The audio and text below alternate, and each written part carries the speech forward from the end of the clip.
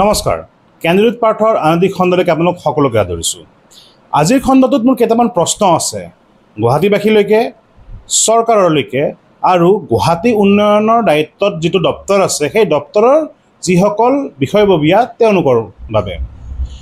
মোৰ প্ৰশ্নটো হ'ল যে একজাক বৰষুণ দিলেই যে গুৱাহাটীখনত চাৰিওফালে পানী হৈ পৰে, মানে বানপানী হৈ পৰে, এইটো বানপানী হোৱাৰ ফলত আমাৰ কাৰো লাজ নালাগে, আমাৰ কাৰো অকণমান অনুশোচনা নহয় যে আমি গুৱাহাটীখন কেনেকৈ বানমুক্ত কৰিব পাৰোঁ, কোনো নাভাবোঁ, কোনো চিন্তা নকৰোঁ?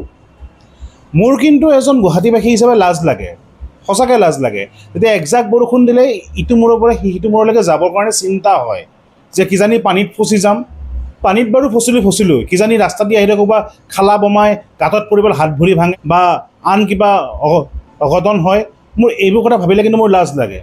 চৰকাৰৰ লাজ নালাগে নেকি বাৰু যে যিখন চহৰক তেওঁলোকে উত্তৰ পূৰ্বাঞ্চলৰ সৰ্ববৃহৎ চহৰ বুলি কয়, স্মাৰ্ট চিটি বুলি কয়, মেট্ৰপলিটেন বুলি কয়, যিখন চহৰত তেওঁলোকে বিভিন্ন ধৰণৰ পৰিকল্পনা হাতত লৈছিলে, ডাঙৰ ডাঙৰ পৰিকল্পনা, সেই চহৰখন পানীত ডুব যায় একজাক বৰষুণত। তেওঁলোকৰ বাৰু লাজ নালাগে নেকি? বা গুৱাহাটী উন্নয়ন যিটো দপ্তৰ আছে, সেই দপ্তৰৰ যিখিনি কৰ্মৰত যিখিনি বিষয়ববীয়া, তেওঁলোকৰ লাজ নালাগে নেকি? তেওঁলোকে অত বছৰে কি কৰি আছিলে, কি কৰি আছে, কি কৰিছে তেওঁলোকে? কিবা এটা ভাল স্কিম কওকচোন, যোনটো স্কিম ইমপ্লিমেণ্ট কৰাৰ ফলত গুৱাহাটীৰ পানীৰ সমস্যাটো, বানপানীৰ সমস্যাটোৰ অকণমান নিবাৰণ হৈছে। নাই হোৱা। এটা ডাঙৰ স্কেম হ'ল যিটো গুৱাহাটীক যিটো মানে এটা ডাঙৰ স্কেম এটা দিয়ে প্ৰত্যেক বছৰে, সেইটো হ'ল ভৰলু ড্ৰেজিং। বাৰিষাৰ 1-2 সপ্তাহ আগৰ পৰা কেইখনমান JCB আহিব, কেইখনমান পানীত চলা কেইখন গাড়ী আহিব, আহি পেলাই ভৰলুৰ পৰা অকল নিৰ্দিষ্ট কিছুমান অঞ্চলৰ পৰা আহে দেই, তেওঁলোকে গেলাবোৰ উঠাব, বোকাবোৰ উঠাব, পেকবোৰ উঠাই পেলাই ছাইডত থ'ব, বাছ হৈ গ'ল, ভৰলু ড্ৰেজিং হৈ গ'ল, এইবাৰ আৰু পানী নহয়। সেইখিনি কৰি পেলাই চবতে সমাপ্ত নেকি? দলং বনাইছে আপোনালোকে, ভাল কথা, দলং লাগে, আমাক দলং লাগে। কিন্তু দলংখন বনাওঁতে যিটো ৰাস্তাত চানমাৰী যিটো ৰাস্তাত বনাইছিলে, যিখন চানমাৰী দলং বনাই আছে, অকণমান কিবা প্ৰি প্লেনিং আছিল নেকি? যদি বাৰিষা কালত ইয়াত পানী হ'ব, পানীটো কোনফালে ওলাই যাব, একো প্লেনিং নাই। ৰুক্মিণী গাঁৱত আপোনালোকে ৰাস্তা বনালে, ফুটপাথটো ড্ৰেইনটো ৰাস্তাৰ ওপৰত গুচি গ'ল, এতিয়া তাতে আধা মিনিট বৰষুণ দিলেই পানী হয়, মানে যদি মেকুৰীয়ে মুতি দিয়ে তাতে পানী হৈ যাব। এই আপোনালোকৰ প্লেনিং। আপোনালোকৰ অকণমানো লাজ নালাগে যে বানপানী হোৱাৰ লগে লগে গুৱাহাটীত একজাক বৰষুণ দিয়াৰ লগে লগে ছ'চিয়েল মিডিয়াত মিমছ এণ্ড ট্ৰলছ ভৰ্তি হৈ যায় গুৱাহাটীক লৈ পেলাই?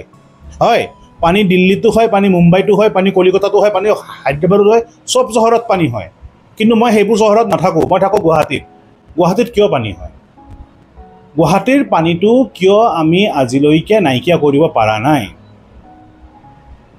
আমি অকল কোনোবা এখন ইনষ্টিটিউটক দুখ দিলে নহ'ব যে তেওঁলোকে কিবা ফ্লাড জিহাদ কৰিছে, কিবা কৰিছে কাৰণে গুৱাহাটীত পানী হৈছে, নহয়। ঠিক আছে, ফ্লাড জিহাদ কৰিছে, এটা মূৰত পানী হ'ব, আনটো মূৰত কিয় পানী হৈ আছে? ইয়াৰে উত্তৰবোৰ কোনে দিব? মোৰ কিন্তু গুৱাহাটীবাসী হিচাপে লাজ লাগে যেতিয়া একজাক বৰষুণত পানী হয় আৰু বাহিৰত থকা বন্ধুবোৰে ফোন কৰি পেলাই সোধে, ঐ নাও চলালি নেকি?